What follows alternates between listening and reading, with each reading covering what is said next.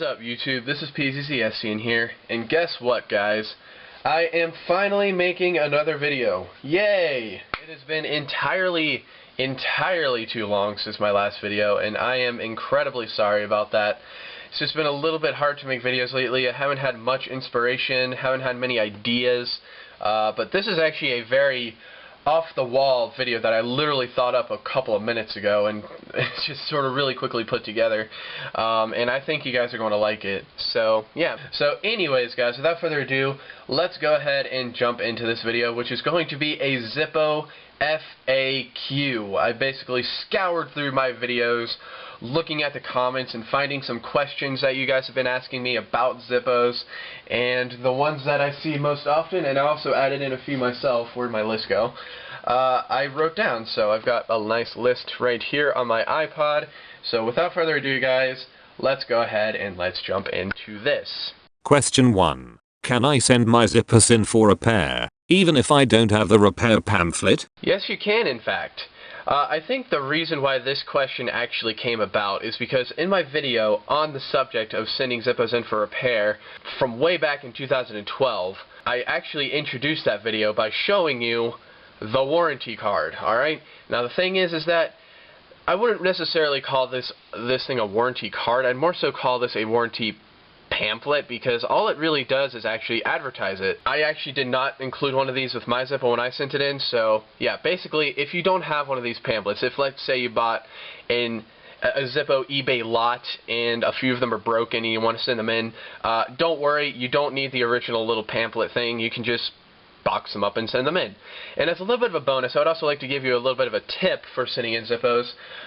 Don't send in just one Zippo at a time. If you can help it, send multiple Zippos at a time, because that will get you a better bang for your buck, especially if you're going to be using a flat rate box. If you're going to be only sending in a couple Zippos, maybe use a little envelope, but if you're going to be sending in like at least 5 or more, then you might want to switch to flat rate, and then cram in as many as possible. Get your friends to give you their broken Zippos, basically just as many as you can fit in there, just so you can get your money's worth out of shipping it, because flat rate boxes are, well, a flat rate. So there's a little tip from me to you, and plus it's also a good idea because it's a nice thing to do. So there is that. Question 2. Are Walmart Zippos real or fake? No, they're not.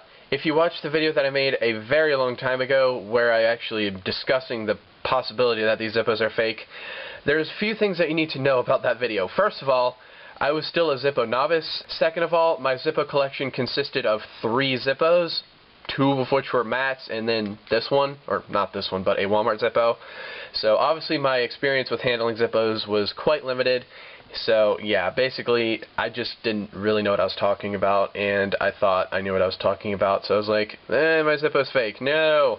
And here are a few potentially good reasons as to why, which as it turns out weren't very good reasons. So yeah, these things are totally legit. In fact, this one, which I bought from Walmart, I recently sent in for repair with the other bunch of Zippos that I sent in, and as you can see, it had a broken lid. The lid was completely broken off, and it has a lid. So yeah, they took it in, so awesome. Question 3. Can I swap the inserts of a 1941 replica Zippo with a regular Zippo? Unfortunately, no, you can't.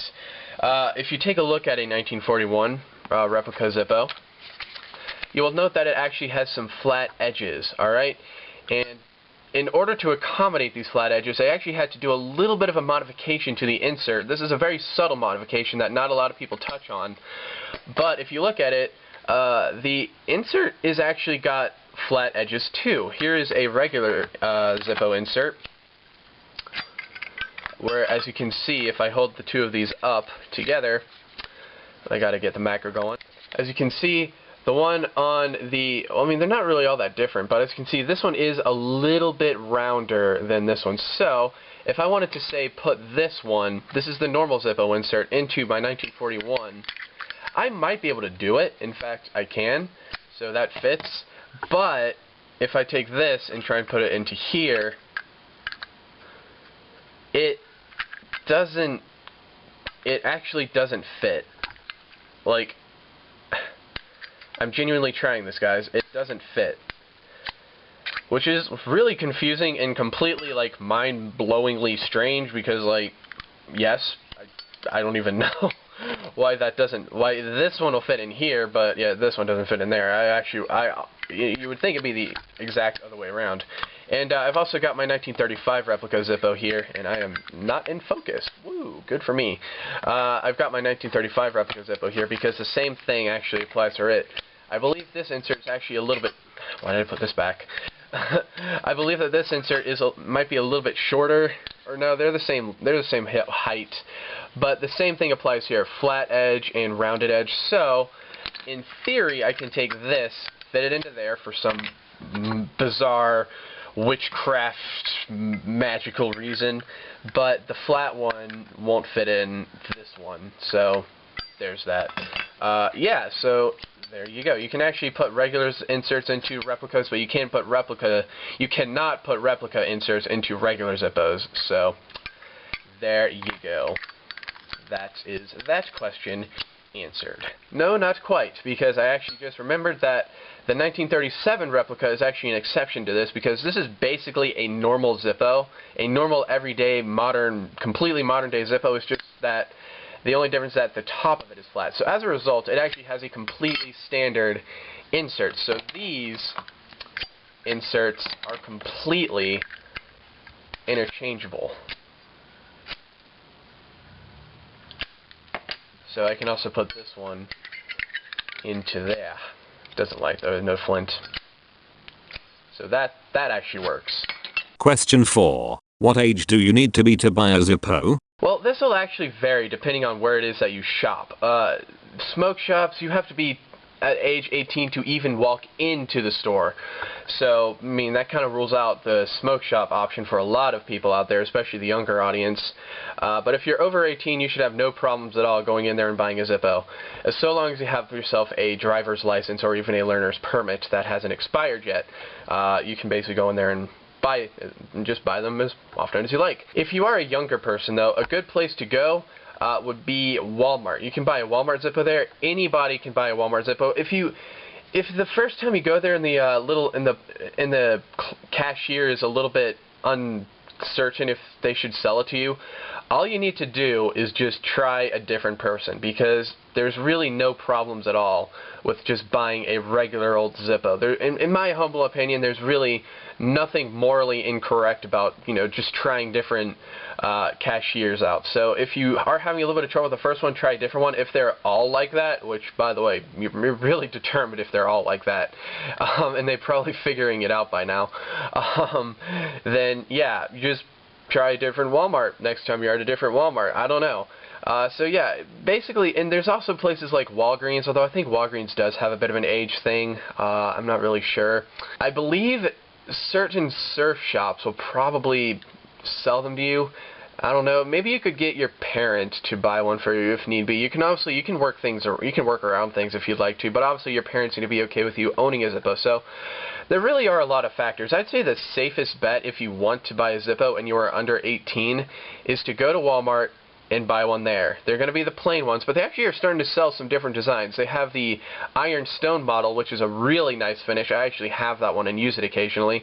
And yesterday I was at Walmart, and they have two new designs. They have the regular black matte, which is awesome because I love the black matte finish, and they also have a nice American flag design in there now, and that is one that I'm actually seriously considering picking up. The basic satin version is only $9, which is a really good deal, or actually it's $10 technically, while the others that I mentioned are all $12. So if you want a cheap Zippo, go to Walmart. Basically, if you're a minor or you want a cheap Zippo, I don't know.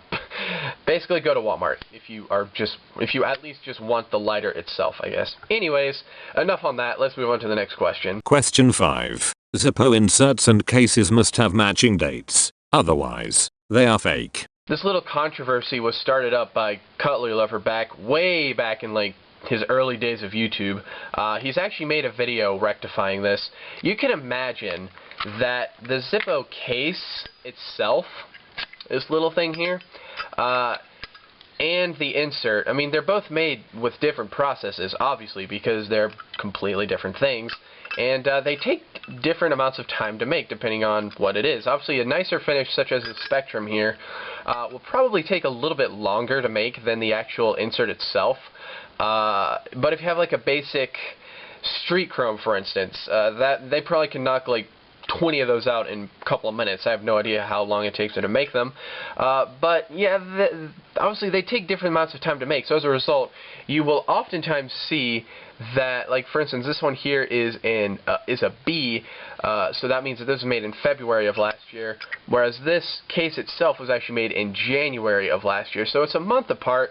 You'll usually find them about a month or so in variance. Occasionally you'll find them a little bit more than that, but that's probably them just using up some of their old stock. You know, they'll probably keep a few extra cases around. I don't know really what they do. If I ever do go to the Zippo Case Museum, I will ask them what they actually do in terms of like using old stock or new parts or whatever. So yeah, basically it's very common to find an unmatching insert, and if you have a Zippo insert that does not match the case itself, don't worry, because it's still real. Even Cutler Lover himself has admitted that he was wrong in that regard. So there you go.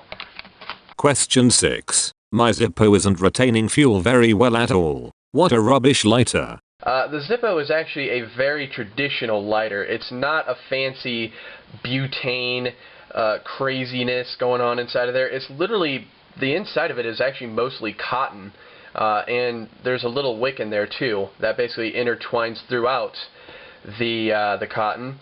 So because of this, all that's retaining the fluid, the lighter fluid, it's not even butane fluid, it's lighter fluid, is cotton basically. So because of that, it doesn't have the best fuel retention. Not to mention the fact that the lid itself isn't going to create a very airtight seal when you close it.